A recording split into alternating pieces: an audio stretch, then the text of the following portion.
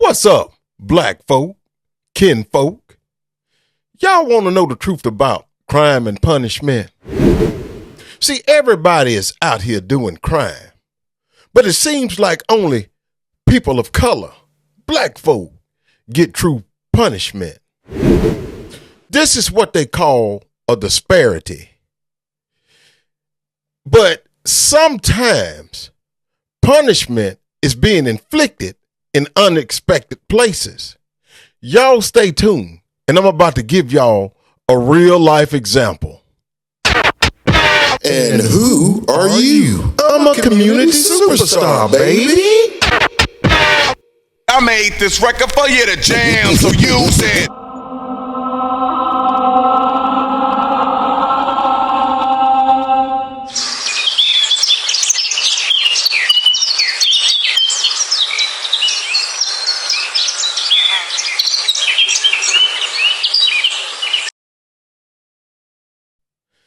In my home state of Mississippi, Madison County, there's a guy that was found guilty on several felony charges.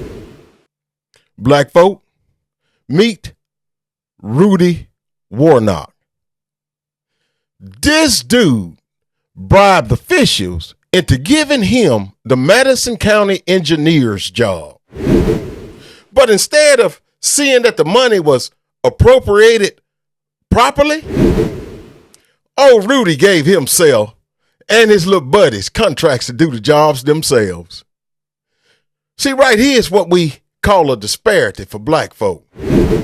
These folk in the local governments use federal, state, and city funding to make their lives better for themselves, family, and friends.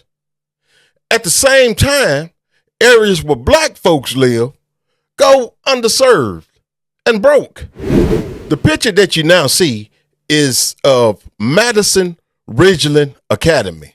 It's a private school out in Madison County.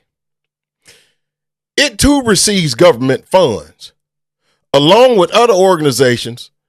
But you see how beautiful it is?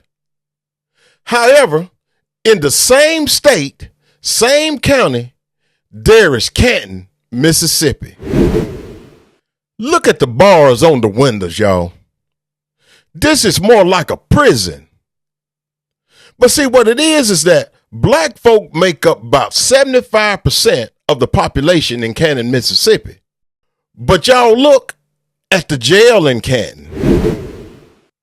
This jail looks better than the school.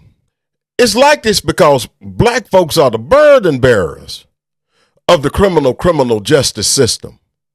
But sometimes, y'all, chickens come home to roost. They found old Rudy guilty of several felonies in federal court. But y'all watch what happens next. And we begin tonight with this breaking news. A federal jury has convicted former Canton Municipal Utilities Engineer Rudy Warnock and former Commissioner Cleveland Anderson on all counts.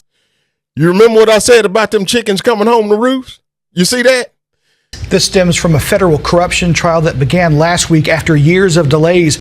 They don't want to be subjected to the same penalties and punishment that they inflict upon us. And breaking into our newsroom now, Sheriff Brian Bailey confirming his deputies were called to I-20 near Pelahatchie responding to a crash. When they arrived, the sheriff says they discovered Rudy Warnock was the one involved in the crash.